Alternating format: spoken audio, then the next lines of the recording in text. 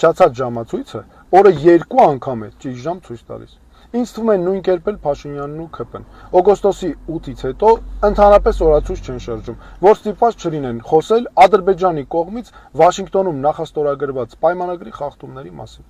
Իսկ ես ՔՊ-ի համար նոր փաստեր ունեմ ու հստակ արձանագրում եմ, որ այդ փաստերը ապացուցում են Արևմտյան Ադրբեջան զավթողական անվանումով կազմակերպության գործունեությունը ավելի է ինտենսիվանում, իսկ այդ զավթողական ռազմավարությունը նոր թափ է հավաքում։ Տեսեք,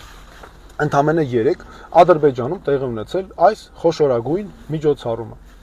Այս միջոցառումը կազմակերպվել է Ադրբեջանի նախագահի հովանավորությամբ եւ այստեղ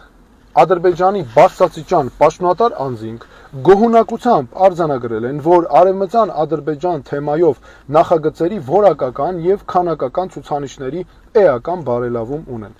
Ու տեսեք ինչ վիճակագրական տվյալներ կան։ Միայն այս տարի Արևմտյան Ադրբեջանի վերաբերող ծրագրերը կրկնապատկվել են հասնելով 51-ի։ Վերջին 2 տարիների ընթացքում այդ կազմակերպության ծրագրերի շրջանակում անցկացվել է շուրջ 50 համաժողով, շնորհանդես, հանդիպում, ցուցահանդես եւ հանրային լսում։ Հրատարակվել է 25 գիրք, նկարահանվել է 11 փաստավավերագրական ֆիլմ եւ պատրաստվել 21 տեսահոլովակ։ Այնուհետև բարձրաստիճան պաշտոնատար անձինք Ադրբեջանի հայտարարել են, որ վերադարձ դեպի Արևմտյան Ադրբեջան ուղղությունը լինելու է նրանց համար առաջնային, լինելու են նոր դրամաշնորհային մրցույթներ, որոնց ներգրավելու են նաև միջազգային եւ տարածաշրջանային կառույցներ։ Ավելին ասում են, որ առավելություն են տալու այն ՀԿ-ներին, որոնք արտասահմանում Արևմտյան Ադրբեջանի թեմայով համաժողովներ, միջոցառումներ կանեն, ինչպես նաև կներգրավեն օտարերկրյա ՀԿ-ների։ Սրան զուգահեռ Արևմտյան Ադրբեջան կեղծ անվանումով, զավթողական անվանումով կազմակերպության ղեկավարը, որը նաև Ադրբեջանի падգամավոր է պարլամենտում, բառացի ասել է հետևյալը. Վաշինգտոնյան համաձայնությունը չի ենթադրում Արևմտյան Ադրբեջանի խնդրի միջազգային օրակարգից հանելու մանդատ։ Ավելին, այդ համաձայնությունը կարող է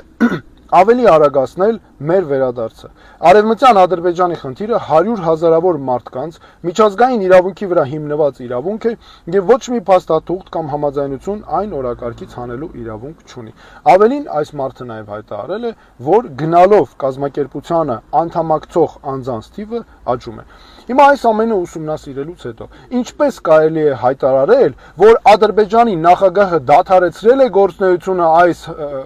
ուղղությամբ ու ավելին ասել, որ մի հատ էլ ընդհանրապես փակել են այս կազմակերպության գործունեությունը ու պետք չի դա ընդհանրապես բանի տեղ դնել։ ՔՊ-ի այս ամենի նկատմամբ վերաբերմունքը ինձ հիշեցնում է, գիտեք ինչ, երբ մարդը գնում է բժշկի, բժիշկը ախտորոշում է դնում,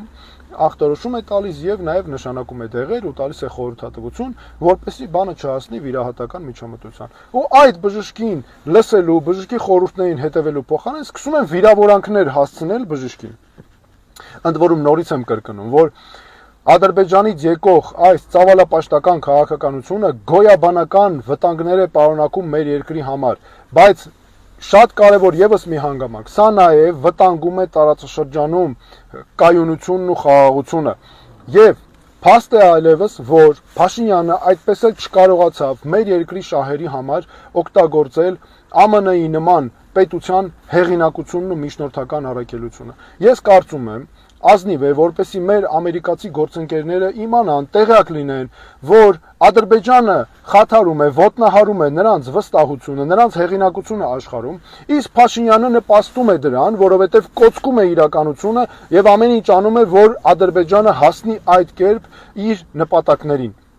Ես լինեմ երկրի ղեկավար, ամեն ինչ կանեմ աշխարհում գործադրելով բոլոր դիվանագիտական միջոցները, գործիքները, մեր սփյուռքին ներգրավելով, ցույց տալու համար այս կազմակերպության իրական վտանգները, ռիսկերը մեր երկրի համար, բայց նաև հարավային Կովկասի համար, բայց նաև խաղաղության համար ընդհանուր, սա նաև անհրաժեշտ է այո Ադրբեջանի ժողովրդի համար, որպեսզի ի վերջո խաղաղություն տեղի ունենա